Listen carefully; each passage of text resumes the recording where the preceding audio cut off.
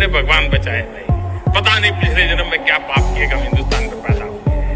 ये कहना इस देश के प्रधानमंत्री का देशाचार पे सर्टिफिकेट एक टेलीविजन एंकर से नहीं चाहिए, और मुझे नाली का कीड़ा बोलने वाली एक पार्टी के प्रवक्ता से भी नहीं चाहिए। आप मेरे सौरभ शर्मा, राहुल गांधी इस देश के चुने हुए सांसद हैं 4 बार के, देश की प्रमुख विपक्षी पार्टी के नेता हैं। जब आप ये बेहुदा बात बोलते हैं तो मुझे चुने हुए नेता होंगे तो मैं आपका जर खरीद गुलाम नहीं हूँ। मोदी जी के कुछ चुने हुए शब्द आपको याद दिलाऊं। एक महिला को, एक वैधव्य झेलती हुई महिला को कहना कांग्रेस की विधवा। सच नहीं है क्या सुप्रिया जी कि कांग्रेस की स्थापना एक अंग्रेज ने की थी, एलन ऑक्टेवियम ह्यूज। सुनिए सुप्रिया जी, महात्मा गांधी ने 1919 में चंगफोर्ड को लिखा है, feel obliged to be your most obedient servant. जी, मैं तो ये समझ नहीं पा रही हूं कि भारतीय जनता पार्टी की समझ में कमी है या नियत में खोट है, क्योंकि एक व्यक्ति विदेश की भूमि पर कैम्ब्रिज जैसे विश्वविख्यात संस्थान में जाके यह कहता है कि अमेरिका और चीन विश्व को 2 भागों में विभाजित कर रहे हैं और भारत का लोकतंत्र ही कारगर आएगा और भारत का लोकतंत्र एक पब्लिक गुड मतलब विश्व के लिए सौगात है। इस पर तो तालियां बजनी चाहिए, लेकिन ताली नहीं बज रही है, अनर्गल बयानबाजी हो रही है। और मैं एक छोटी सी बात आपके दर्शकों के लिए यहां पर सुनाना चाहती हूं, क्योंकि सुनानी जरूरी है। यह मोदी जी का वक्तव्य है शंघाई चीन की जमीन पर 2015 मई का, जरा सुनिएगा जरूर। 2 देशों के मुखिया, इतना आत्मीयता, इतनी निकटता, इतना भाईचारा, ये अपने आप में जो परंपरागत रूप से वैश्विक संबंधों की चर्चा होती है उससे +1 है। और ये +1 समझने के लिए कईयों को भी समय लगेगा। +1 समझने के लिए समय लगेगा। और एक बात 12 सेकंड की मैं और सुनाना चाहती हूं, क्योंकि दर्शकों को मीडिया नहीं सुनाएगा तो विपक्षी सुनाने का काम करेगा। सुनाइए। डूब गए, कुछ होगा नहीं। अरे भगवान बचाए भाई, पता नहीं पिछले जन्म में क्या पाप किए हम हिंदुस्तान में पैदा हुए। हम हिंदुस्तान में पैदा हुए, हमने पिछले जन्म में क्या पाप किए, ये कहना इस देश के प्रधानमंत्री का देश में नहीं, शंघाई चीन में मई 2015 में था। ऐसा ही बयान उन्होंने सियोल में दिया। इससे और घटिया बयानबाजी विपक्ष के खिलाफ और देश के खिलाफ उन्होंने जाकर मॉस्को में, टोरंटो में, यूएस में, यूके में तमाम जगह करी। ठीक, मुझे एक बात बता दीजिए, भारत का लोकतंत्र एक सौगात है दुनिया के लिए, यह मान बढ़ाता है या मान घटाता है? और पाप क्या किए कि हिंदुस्तान में पैदा हुए, ये मान बढ़ाता लोकतंत्र। नहीं, मेरे साहब अगर ये पूछ रहे हैं कि भारत में डेमोक्रेसी खत्म हो गई है तो मैं बिल्कुल सहमत नहीं हूं आपसे। ये कोई रॉकेट साइंस है क्या? अरे मैम, आप सवाल पर क्यों नहीं आ रही हैं? सवाल यह है, राहुल गांधी ने कहा कि अमेरिका और यूरोप क्या कर रहे हैं इस पर। उन्होंने कहा अमेरिका और यूरोप क्या कर रहे हैं, वो क्यों खामोश हैं? और फिर वो कहते हैं इसके पीछे पैसा है, ट्रेड है। सौरभ शर्मा बोलिए। सुप्रिया शनेत। सौरभ शर्मा, मुझे बोलने दीजिए। बोलिए सुप्रिया शनेत। मेरा पूरा नाम लेने से आप मेरा तिरस्कार नहीं कर देंगे, जैसे आपने कोशिश की मैंने भी की। आप मुझसे असहमत होइए, उससे मुझसे 2 टूक फर्क नहीं पड़ता है। मुझे क्या फर्क पड़ता है आपकी सहमति या असहमति से? तो आपने सवाल पूछा, मैंने जवाब दिया मैडम, इतना ही बात है। मैं अपनी बात करूंगी, आप सवाल का जवाब तो देंगी। मैं 6 बार पूछ चुका हूं, उन्होंने ये क्यों कहा कि अमेरिका और यूरोप के देश क्या कर रहे हैं इस पर, आप उसका ही सीधा उत्तर नहीं दे रही हैं। दर्शक देख रहे हैं। Behave like an anchor. Madam please, शिष्टाचार के बारे में आप ना बोले कम से कम तो बेहतर है। कम से कम आप बोलिए। आप शो कर लीजिए अगर आप इतनी बदतमीजी से बोलना। मैंने कोई बदतमीजी नहीं की आपसे अभी तक। मैं 6 बार एक सवाल पूछ रहा हूं, आप जवाब नहीं दे रही हैं उस सवाल का। शिष्टाचार पे सर्टिफिकेट एक टेलीविजन एंकर से नहीं चाहिए, और मुझे नाली का कीड़ा बोलने वाली एक पार्टी के प्रवक्ता से भी नहीं चाहिए। आप मेरे शिष्टाचार पर बदतमीजी मत सिखाइए। मैंने कोई बदतमीजी नहीं की है, यहाँ पर बैठकर मैंने कोई बदतमीजी नहीं की है। दर्शक देख रहे हैं, आप सवाल का जवाब नहीं देना चाहती। राहुल गांधी ने अमेरिका और यूरोप का नाम क्यों लिया? नहीं, बिल्कुल क्यों नहीं लेंगे? क्यों नहीं लेंगे? उन्होंने यही तो कहा कि जो डेमोक्रेटिक डिफेंडर्स हैं वो क्यों ऑब्लिवियस है जब देश में डेमोक्रेसी खत्म हो रही है। वो कौन से डिफेंडर्स हैं? वो भारत के लोकतंत्र को बचाएंगे। अंग्रेजी भाषा का कौन सा असमझ? अमेरिका आकर के भारत के लोकतंत्र को बचाएगा, और आप कह रही हैं कि इसमें कौन सी रॉकेट साइंस है? ये आपका धर्म है और क्या? ये क्या रॉकेट साइंस नहीं है कि देश में लोकतंत्र और अमेरिका आके बचाएगा? आप यहाँ पे बैठ के मुझे पाठ पढ़ाइएगा। आप भी नहीं पढ़ा सकती। अमेरिका बचाएगा हमें, अमेरिका भारत का लोकतंत्र बचाएगा। क्या बात करते हैं अमेरिका आप? भारत का लोकतंत्र ये आप बचाएगा। क्या दिखा रहे हैं आप लोकतंत्र की असलियत? अरे अमेरिका बचाएगा भारत का लोकतंत्र मैडम। अरे लोकतंत्र बचाना आपका काम है। चलिए मैं तो आप जो कर रहा हूं या अपना नहीं कर रहा हूं काम छोड़ पा रहे हैं। दीजिए। चलिए, महंगाई मुझसे पर, उम्मीद नहीं थी राहुल गांधी को, तो अमेरिका से उम्मीद है उन्हें। अब अमेरिका से उम्मीद है। सौरभ शर्मा, राहुल गांधी इस देश के चुने हुए सांसद हैं 4 बार के, देश की प्रमुख विपक्षी पार्टी के नेता हैं। जब आप ये बेहुदा बात बोलते हैं तो मुझे थोड़ी शर्म आती है। आप अपने शब्दों को थोड़ी लगाम दीजिए मैडम। सुनिए वो चुने हुए नेता होंगे तो मैं आपका जर खरीद गुलाम नहीं हूं कि आप मुझे कुछ भी कह देंगे, बेहुदा शब्द और कुछ भी। ये कोई तरीका नहीं है बात करने का आपका। क्या तरीका है बात करने का? शिष्टाचार की बात करती हैं आप। बदतमीजी करना, मैं कोई बदतमीजी नहीं की आपसे।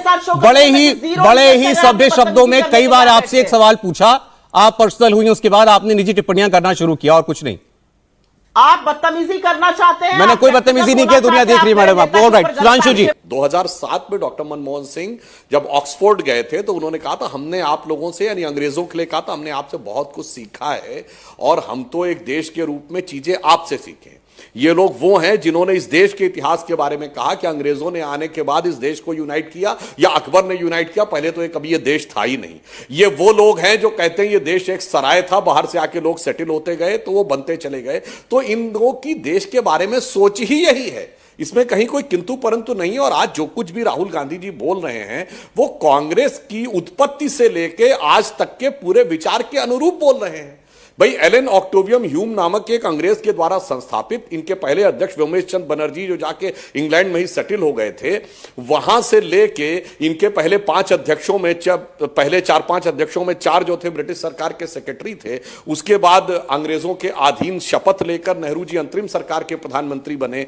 फिर 15 अगस्त 47 के बाद भी जब बने तब भी अंग्रेज ही वाइसरॉय था। और वहां से लेके आज तक, चलिए इनको बाहर की बात पे बहुत भरोसा, तो मैं कोट किए देता हूं कि 18 मई सन 2014 को लंदन के अखबार द गार्डियन ने अपने संपादकीय में यह लिखा कि 16 मई 2014 का दिन भारत के इतिहास में इस रूप में याद किया जाना चाहिए। अंग्रेजी में लिखा ताकि अंग्रेजी हिंदी अनुवाद की समस्या ना आए। उन्होंने कहा the day on which Britishers finally left India, जी, क्योंकि उन्होंने कहा कि इस देश में आजादी के बाद लंबे समय तक उस विचार का शासन रहा जिसकी सोच ब्रिटिश उपनिवेशवादी विरासत, ब्रिटिश कॉलोनियल लीगेसी पर आधारित थी। पहली बार एक ऐसे विचार के हाथ में सत्ता आई है जिसका ब्रिटिश कॉलोनियल लीगेसी से कोई मतलब नहीं है। तो जो आज वो बोल रहे हैं बहुत सहज और स्वाभाविक है, मैं यह भी कह देना चाहता हूं, मगर अफसोस वो जिस ब्रिटेन में बोल रहे हैं वहां का प्रधानमंत्री तो बीबीसी डॉक्यूमेंट्री के ऊपर बीबीसी के अगेंस्ट में और मोदी जी के पक्ष में बोल चुका है।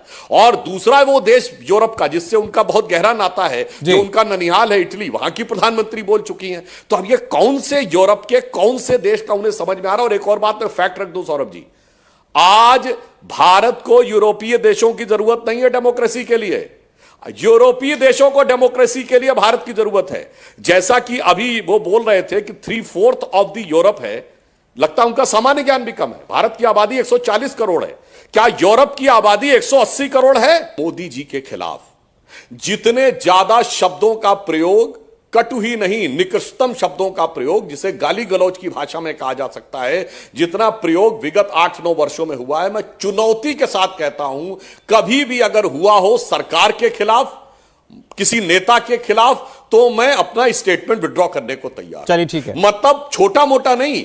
2014 में मोदी जी की बोटी बोटी काटने से लेके अभी 3 महीने पहले कांग्रेस के महाराष्ट्र के नेता के द्वारा मौत का प्रकार बचाना, और फिर झारखंड में सुबोध कांत सहाय जी के द्वारा मौत का प्रकार बताने पे, और उसके बावजूद वो जलवाए जलाल से रह रहे हैं और उन्हें समझ में नहीं आ रहा कि डेमोक्रेसी कौन सी खतरे में। अरे भाई आप मौत की कामना करके, और मैं कोट अनकोट में कह रहा हूं हिटलर की मौत और कुत्ते की मौत जैसे वर्ड बोल देता हूं। अरे ये तो वो लोग हैं जो मानते ही नहीं है देश एक है। इन्होंने जेएनयू में उनका समर्थन किया जो कहते हैं इस देश में 22 नेशनैलिटीज हैं, 22 नेशनैलिटी हैं इस देश में, मानते हैं। और ये कहते हैं कि इस देश में अगर पृथकता भी हो तो वो भी अभिव्यक्ति की स्वतंत्रता है, यानी अगर कोई सेपरेटिस्ट की बात कहे तो भी इस देश की स्वतंत्रता है। जो ये कहते हैं कि अगर सर्वोच्च न्यायालय ने निर्णय दिया अफजल गुरु की फांसी पे, इनके कैबिनेट मिनिस्टर कहते हैं it was judicial killing, Manishankar Iyer. अब आप सोचिए अगर हम कहें अफजल हम शर्मिंदा है तेरे कातिल जिंदा है, कौन था कातिल? स्टेट ऑफ इंडिया, सुनिए, स्टेट ऑफ इंडिया और the supreme court of India Bharat को एक राष्ट्र नहीं मानते, जो कहते हैं भारत अस्तित्व में बाद में आया। मैं किसी के लिए अवमानना नहीं करना चाहता जो ये कहते हैं कि 19वीं सदी में, ये 1947 में देश आया, इसलिए इन्होंने राष्ट्रपिता की भी संज्ञा दी। ये देश तो हजारों साल से चला आ रहा है, तो इनकी सोच ही देश के बारे में अंतर है। चलिए ठीक है, हम तो कहते हैं अनादिकाल से देश चला रहा है। यह चिरंतन राष्ट्र है, सनातन राष्ट्र है और विश्व का एकमात्र प्रागैतिहासिक। 8 मिनट तक सुधांशु त्रिवेदी ने कोरी बकवास करी और मैं एक एक चीज का जवाब अभी ये बोल देते हैं आपको कि आप बकवास कर रही हैं, तो क्या बोलती हैं आप? अंग्रेज पर ये बोलेंगे जो अंग्रेज के खिलाफ बकवास शब्द बोल रही हैं अब आप। माफीनामे लिखते थे और मुखबिरी करते थे। जब आजाद हिंद फौज में बोस बाबू भर्ती करा रहे थे तो ये ब्रिटिश सेना में भर्ती कराते थे सावरकर। जब भारत छोड़ो आंदोलन, quit India movement Mahatma Gandhi ने आह्वान किया तो श्यामा प्रसाद मुखर्जी चिट्ठी लिखते थे कि कैसे इसका दमन किया जाए। ये अंग्रेजों के बारे में बात करेंगे। I am the prodigal son and want to return to prodigal, I will never leave Ratnagiri. ये चिट्ठी सावरकर जी नहीं लिखी थी ना, आप बात करिएगा। स्वतंत्रता आंदोलन में आपका रत्ती भर सहयोग नहीं था, तो मुझे जरा सी भी अचंभा नहीं है, जरा सा भी अचंभा नहीं है कि आप खड़े होकर कहते हैं कि ये देश में हुआ ही क्या है, पाप है यहां पैदा होना।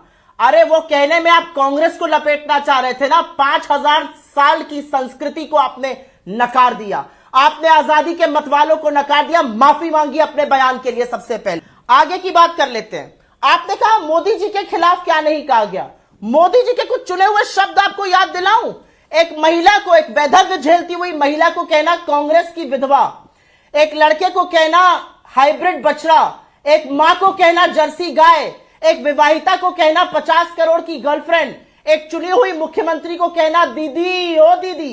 ये भारतीय सभ्यता है, ये भारतीय संस्कृति है, ये सम्मान है महिला का। आदमियों के लिए तो क्या कहा, मैं उस पर जाऊंगी भी नहीं। खूनी पंजा हमारे सिंबल को कहना। आप हमसे बात करिएगा लोकतंत्र को बचाने की। जो सुप्रिया जी ने बोला, मैं केवल फैक्ट्स बोलूंगा। सुप्रिया जी ने कहा यह 5000 साल पुराना यह देश है, ठीक है, मैं किसी के प्रति असम्मान नहीं कर रहा हूं, परंतु यह बताइए 5000 साल पुराने देश का राष्ट्रपिता 1869 में पैदा हुआ एक महान नेता कैसे हो गया? अगर देश 5000 साल पुराना है तो 100 साल पहले इस देश का राष्ट्रपिता कहां से आ गया? यह सोच का अंतर दर्शाता है। और दूसरी बात यह दर्शाता है जो आप कह रही हैं, तो मैं भी आपसे कहता हूं, यह सच नहीं है क्या सुप्रिया जी कि कांग्रेस की स्थापना एक अंग्रेज ने की थी, एलन ऑक्टेवियम ह्यूम। और नेहरू जी जब प्रधानमंत्री बने 2 सितंबर 1946 को, तो वाइसरॉय वेबल ने शपथ दिलाई थी अंतरिम सरकार की, यूनियन जैक झंडे के नीचे शपथ ली थी और क्वीन के प्रति निष्ठा की शपथ ली थी। क्वीन के प्रति निष्ठा की शपथ ली थी। आपसे क्या राष्ट्रभक्ति की अपेक्षा की जा सकती है? और 15 अगस्त 47 को कौन था वाइसरॉय? बताइए। गवर्नर जनरल तो उस समय भी माउंटबेटन थे। भारत की सेना का अध्यक्ष कौन था? General Roy butcher. भारत का एयरफोर्स चीफ कौन था? एल्महर्स्ट। सब अंग्रेज थे। और उसके बाद माउंटबेटन के साथ छुट्टियां मनाने 1948 में गए थे, इसलिए वो सबको पता है। अब आते आज के समय के ऊपर जो आप कहने का प्रयास करती हैं। आपने बहुत अच्छा सीन दिखा रही हैं कि शी जिनपिंग को झूला झुलाया मोदी जी ने, और जानते कैसा झूला झुलाया? झूले में 2 लोग होते ना, एक इधर से एक उधर से। ऐसा झूला झुलाया है कि आज इंटरनेशनल डिप्लोमेसी में, क्योंकि आप तो सवाल से बच रही, मैं जो आप दिखा रहे हैं उसी का जवाब दे रहा हूं। सिर्फ 2 देश रह गए चीन के साथ, नॉर्थ कोरिया और पाकिस्तान। झूला झूल रहा है 2 के बीच में। आप क्वाड के विदेश मंत्रियों की बैठक हुई, आप 4 देश बता दीजिए जो चीन के साथ हो।